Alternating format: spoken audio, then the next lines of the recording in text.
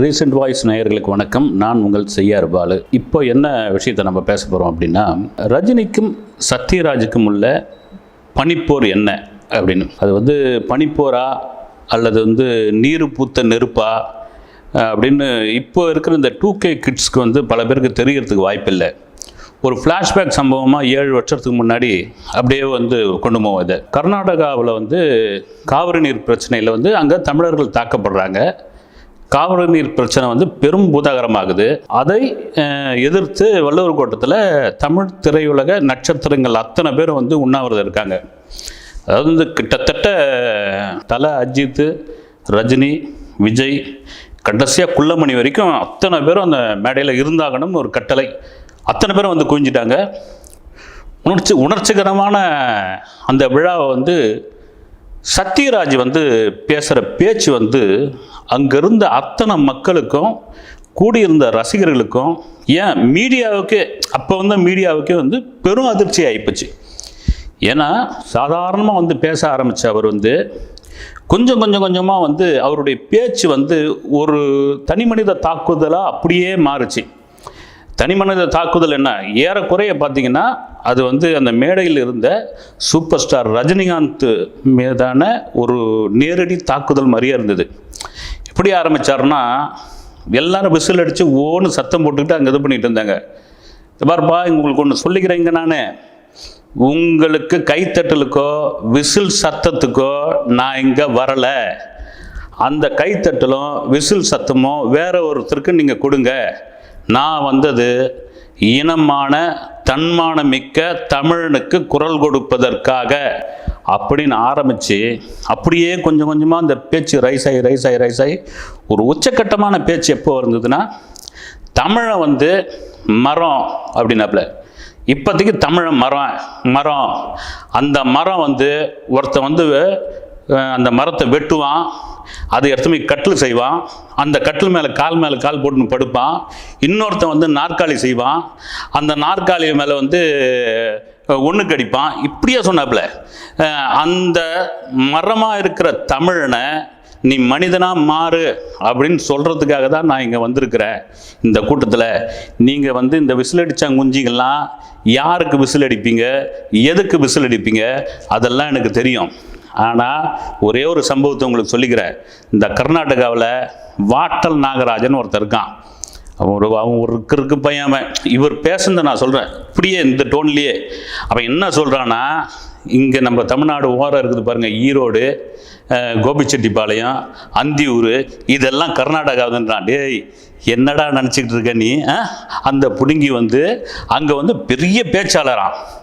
ஆனால் இந்த மேடையில் இருக்கிற ஒருத்தர் ஒரு காலத்தில் ஒரு பேட்டி கொடுத்துருக்காரு. அந்த வாட்டல் நாகராஜன்றோட பேச்சை நான் ஒரு காலத்தில் ரசிச்சிருக்கிறேன், அவர் பேச்சை விரும்பி இருக்கிறேன்ட்டு ஒருத்தர் இங்கே இந்த மேடையில் இருக்காருன்ட்டு ஏறக்குறைய பார்த்தீங்கன்னா அது ரஜினியை தான் பேர் மட்டும்தான் சொல்லலை. அப்படியே தாக்குதல் நடந்துக்கிட்டே இருக்கு. அந்த உண்ணாவிரத கூட்டத்தில் பத்திரிகையாளராக நானும் கவரேஜுக்கு போயிருந்தேன். நாங்கள் அப்படியே எல்லாரும் ரஜினி முகத்தை பார்க்குறோம், சத்யராஜ் பேசுகிறத பார்க்குறோம். ரஜினி முகத்தில் எந்த வித ஒரு ரியாக்ஷனும் கிடையாதுங்க. அப்படியே இப்படி கன்னத்தில் ஒரு இந்த மிலிட்ரி தொப்பி மாதிரி ஒரு தொப்பி போட்டுக்கிட்டு, கருப்பு நல்லா ஞாபகம் இருக்குது, பயங்கர ஸ்டைலிஷாக வந்திருந்தார். பார்த்துட்டு இந்த கையை வச்சுக்கிட்டு அப்படியே நின்னவர் தான். இந்த பேச்சை பார்க்குறோம், இங்கே பார்க்குறோம். கேமரா அப்போ இவ்வளோ யூடியூப் இதெல்லாம் கிடையாது, சேட்டலைட் சேனலில் கம்மி. சத்யராஜ் பேச்சு, ரஜினி இப்படியா ஒரு கட்டத்துக்கு அப்புறம் போக போக போக போக பார்த்தீங்கன்னா ஆன்மீக அரசியல்னு ஆரம்பித்தார். ஆன்மீக அரசியலில் ஒருத்தர் பேசுகிறாருங்க, ஆன்மீக அரசியல்னு. நான் ஒன்று சொல்லிக்கிறேன், நீ தமிழ்நாட்டு அரசியலுக்கே லாக்கில்லாத ஆள். அப்படி அதாவது இவர் இந்த காவிரி பிரச்சனையை ஒரு நடிகருடைய தனி மனித தாக்குதலை மிக சரியாக பயன்படுத்தி கொண்டார் அப்படின்னு தான் சொன்னோம். அது அவ்வளோ நாகரிகமாகவே இல்லை. அந்த கூட்டத்தில் இருந்த கடகோடி ரசிகனுக்கு கூட இது தெரியும். இது அப்பட்டமாக ரஜினிகாந்த் தான் தாக்குறாரு அப்படின்ட்டு.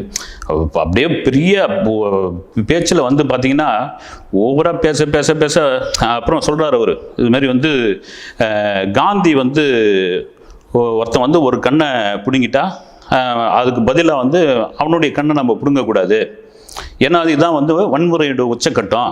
அப்படி பார்த்தீங்கன்னா 600 கோடி பேருடைய கண்ணை நம்ம பிடுங்க வேண்டியதாக இருக்கும் அப்படின்ட்டு அப்புறம் சொல்லிட்டு போயிடுவார்.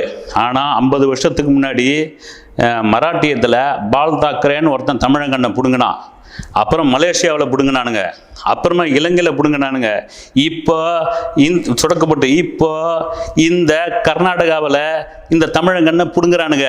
ஆனால் அதை ஒருத்தன் இங்கே உட்காந்துன்னு வேடிக்கை பார்க்குறான் அப்படின்னாரு பாருங்க. ஒட்டுமொத்த மேடையில் இருந்த அத்தனை பேருக்கும் அப்படியே என்னடா இது, அதாவது வார்த்தைகள் வந்து ஒரு மேடை நாகரிகத்துக்கு என்னதான் கொந்தளிப்பாக பேசினாலும் சில பேர் வந்து மேடை நாகரிகத்துக்காக பார்த்தீங்கன்னா வார்த்தைகள் வந்து ஃபில்டர் பண்ணி பேசுவாங்க.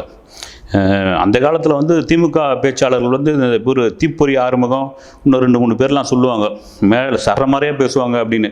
அப்போல்லாம் பார்த்தீங்கன்னா இவ்வளோ மீடியாக்கள் கிடையாது, சோஷியல் மீடியாக்கள் மக்களுடைய வெளியே கொண்டு போகிறதுக்கான வசதி கிடையாது. அப்பத்தி பேச்சை பார்த்தீங்கன்னா வந்து அவங்க பேசுனா மறுநாள் வந்து பத்திரிகைகளில் வந்து செய்தியாக வரும். அந்த செய்தியை வந்து அநாகரிகமான வார்த்தைகளை வந்து அந்த பத்திரிகையில் போட முடியாது, அதை வந்து எடிட் பண்ணிடுவாங்க. ஆனால் இவர் வந்து இப்படி பயங்கரமான ஒரு தாக்குதல் தாக்கிட்டு அடுத்து எல்லாரும் ஆவலோடு வந்து சூப்பர் ஸ்டார் ரஜினிகாந்தோடைய பேச்சை கேட்குறதுக்கு இருந்தப்போ உண்மையிலே சொல்கிறேங்க, தன்னை தான் இந்த நடிகர் தாக்கினார்ன்ட்டு 100% அவருக்கு தெரியும். அவர் அந்த மேடையில் நினைச்சிருந்தா எதிர்த்தாக்குதல் அப்படி ஒரு தாக்குதல் நடத்திருக்கலாம். மிக மிக மிக நாகரிகமாக ஒரு வார்த்தை கூட அந்த நடிகரை பற்றி பேசவே பேசாமல் ஒரே ஒரு விஷயத்தை மட்டும் ஹைலைட்டாக சொன்னார்.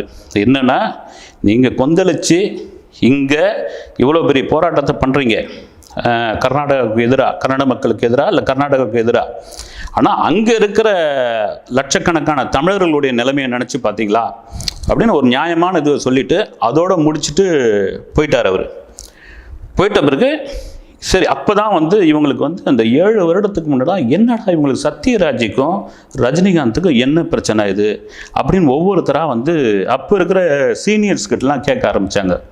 அப்படி நான் ஒருத்தர்கிட்ட கேட்ட தகவல் என்னென்னா, சத்யராஜுடைய ஆரம்பகால சினிமா வாழ்க்கையில் வந்து சாதாரண ஒரு ஜூனியர் ஆர்டிஸ்டாக, ஏன்னா வந்து கோயம்புத்தூரில் மிக வசதியான ஒரு வீட்டிலேருந்து வந்தவர் தான் சத்யராஜ். அன்றாடங்காட்சியும் கிடையாது. அவர் வந்து அவங்களுடைய உறவினர்கள் இன்றைக்கும் பார்த்திங்கன்னா அமெரிக்காவில் இருக்காங்க. ஆனாலும் அவர் வந்து ஒரு ஜாவா வண்டி வச்சுக்கிட்டு ஃபுல்லாக வந்து கோடம்பாக்கத்தையும் சுற்றி வாய்ப்பு தேடிக்கிட்டு இருந்த சமயத்தில் அப்போது லைம் லைட்டில் மிக வேகமாக வளர்ந்து கொண்டிருந்த ரஜினிகாந்த் வந்து இவருக்கு வாய்ப்பு கொடுங்க அப்படின்னு சொல்லி ரஜினிகாந்தோடைய பல படங்களில் வந்து சத்யராஜ் நடித்தார். குறிப்பாக வந்து நான் சிகப்பு மனிதன், மிஸ்டர் பாரத், தம்பிக்கு அந்த ஒரு இப்படி வரிசையாக சொல்லிக்கிட்டு போகலாம்.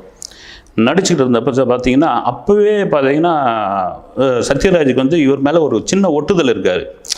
சொல்லி கேள்விப்பட்டிருக்கேன். பார்த்தீங்கன்னா சும்மா இது பண்ணுவார், மரியாதை கொடுக்குமாறு அப்படி நடந்துப்பார். ஆனாலும் வந்து ஒரு பெரிய ஈடுபாடெலாம் இருக்காது.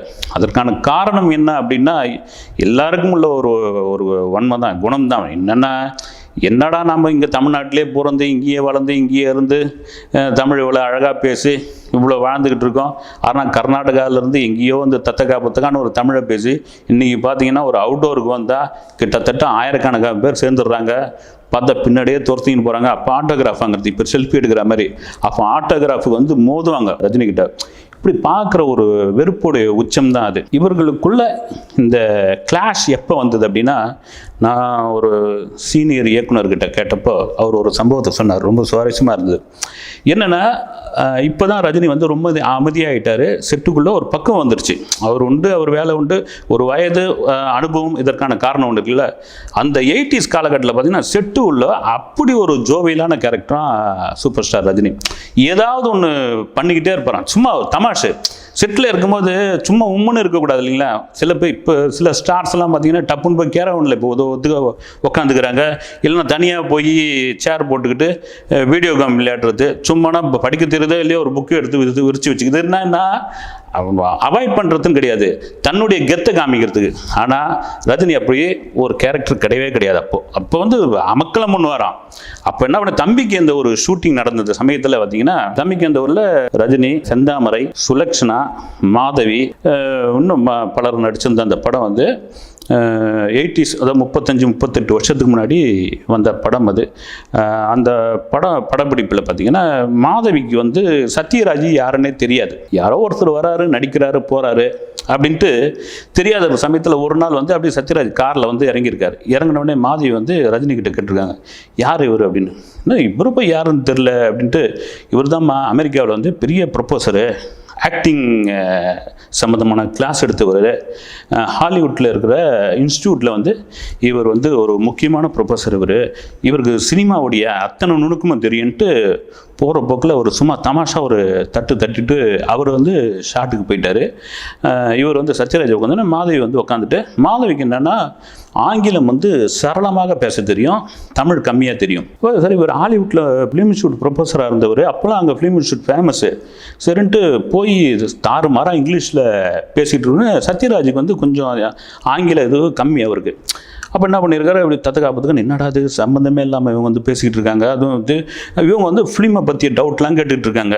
ஒரு ஃப்ரேமுக்கு எத்தனை இது வரும், இன்ஸ்டியூட்டில் எந்த மாதிரியான இது இருக்கும், தியேட்டர் ஆர்டிஸ்டாக நீங்கள் இப்படியா கேட்டுக்கிட்டுன்னா அவர் பம்மி தெரிஞ்ச இங்கிலீஷ்லாம் சொல்லிகிட்டு இருக்கும்போது தூரத்தில் இந்த சுலக்ஷனாவுக்கு விஷயம் தெரிஞ்சு போச்சு. அவங்க இருந்துங்கன்னா கெக்கா பக்கான்னு சிரிச்சுக்கிட்டு இருக்காங்க. சிரித்த உடனே சத்யராஜ் பார்த்துட்டு இங்கே வாங்க அப்படின்னு சுலக்ஷனா வந்து நேராக என்ன விஷயங்க அப்படின்னா, மாதவி வந்து இங்கிலீஷில் சொல்லியிருக்காங்க, இது மாதிரி ரஜினி சார் சொன்னார், இவர் வந்து ஹாலிவுட்டில் ஃபிலிம் இன்ஸ்டியூட்டோடைய ப்ரொஃபஸர் ஆனவுடனே விழுந்து சிரிச்சுட்டு, இல்லைங்க அவர் வழக்கமாக வந்து ரஜினி சார் வந்து கிண்டல் பண்ணிட்டு போவார் இல்லைங்களா, அது மாதிரி கொளுத்தி போட்டு போயிருக்காரு. இவர் வந்து கோயம்புத்தூர்காரரு, இப்போ தான் ஒவ்வொரு படமாக வந்து நடிச்சுக்கிட்டு வராரு, நல்ல மனுஷன்னு அதில் வந்து ஒரு மாதிரி தன்னை அவமானப்படுத்தணும்னு நினச்சி சத்யராஜ் ரொம்ப வெக்ஸ் ஆகி போய் கிட்டத்தட்ட 2 நாளுக்கு படப்பிடிப்புக்கே வரலையாம். 3ஆவது நாள் வந்தவர் செட்டில் யாருக்கிட்டையும் பேசவே இல்லையா.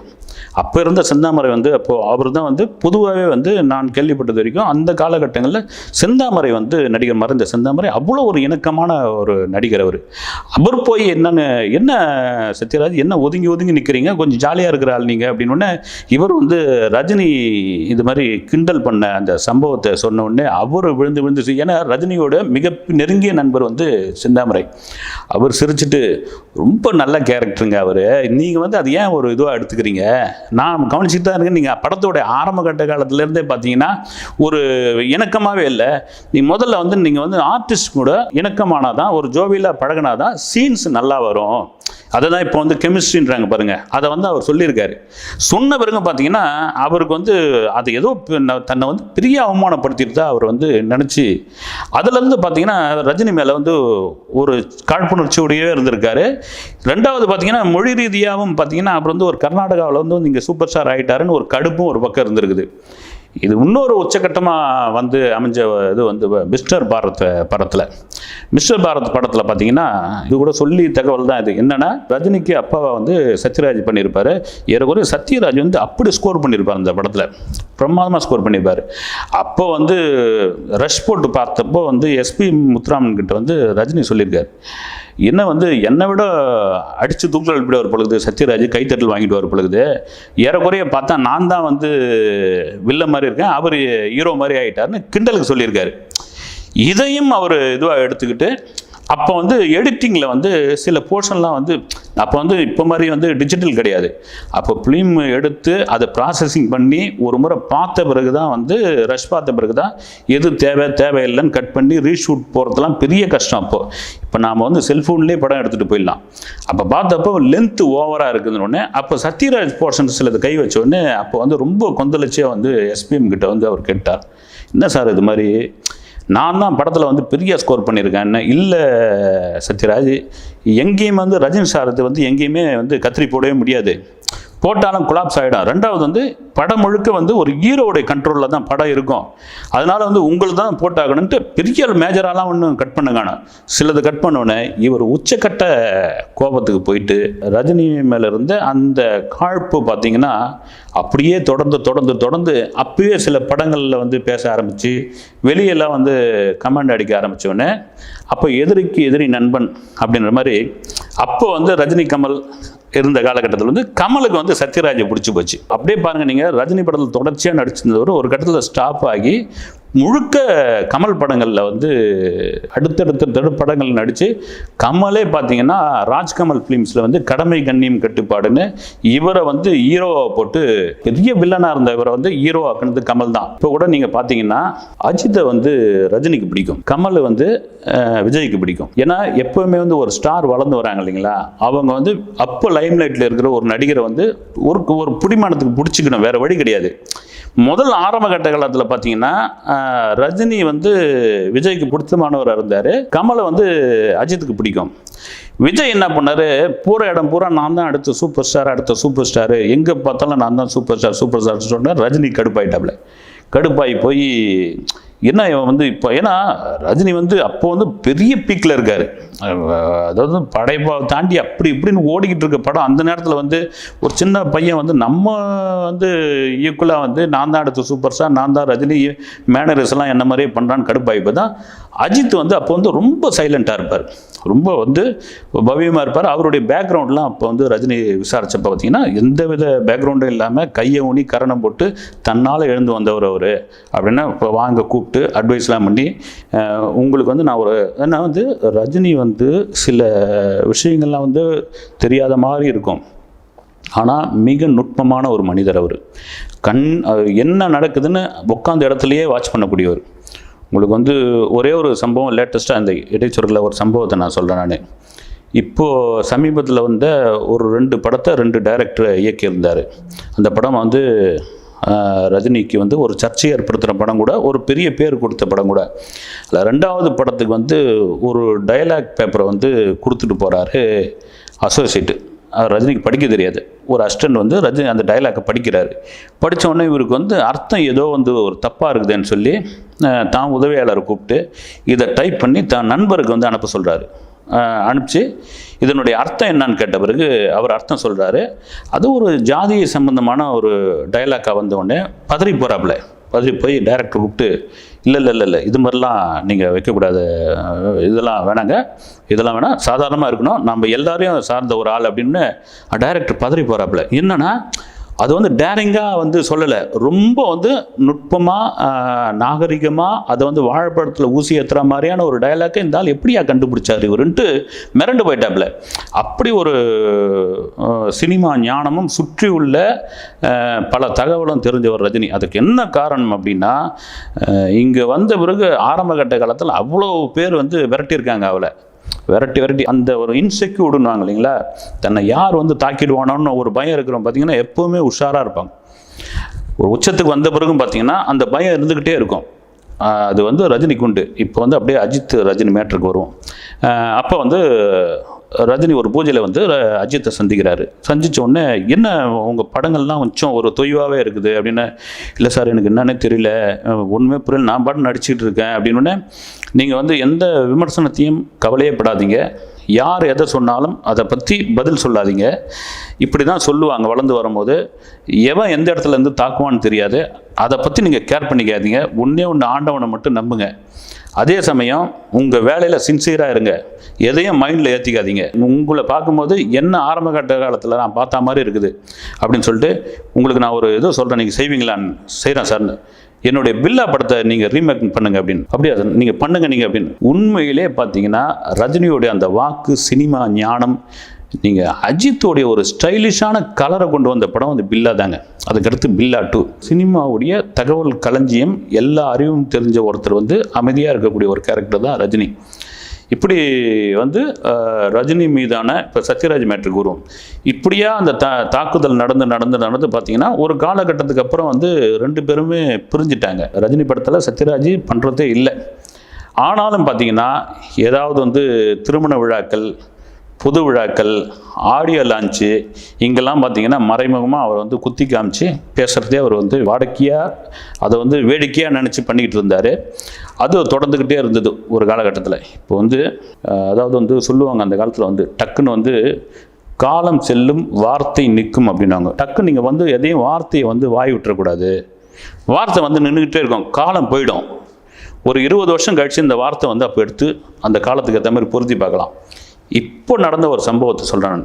இப்படி கர்நாடகாரன் அது இது ஓ ஆன்னு ஒரே சத்தம் போட்டிங்கல்ல. சத்யராஜ் மீது கர்நாடக சினிமாவில் ஒரு பெரிய ஒரு வெறுப்பும் இதுவும் இருக்குது. பாகுபலி கன்னடத்தில் ரிலீஸ் ஆகணும்னு ஒரு இது வருது. வந்த உடனே அங்கே வந்து அப்படியே போர்க்கொடி தூக்குறாங்க.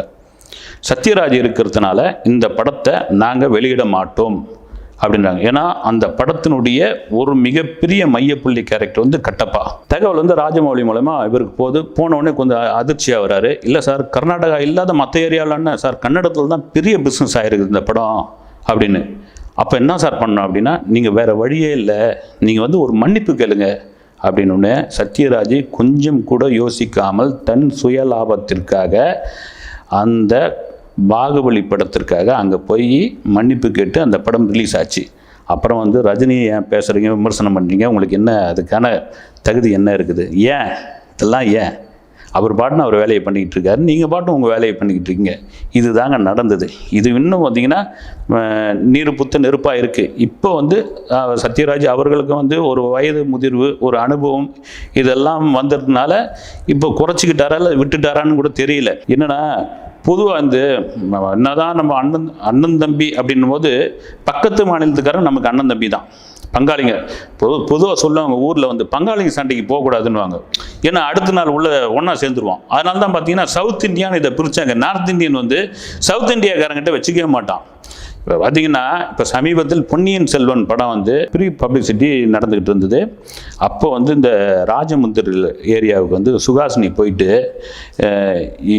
இங்கே இருக்கிற மக்களே, இந்த படம் முழுக்க பார்த்தீங்கன்னா வந்து ஆந்திராவிலையும் தெலுங்கானையில் தான் எடுத்தாங்க.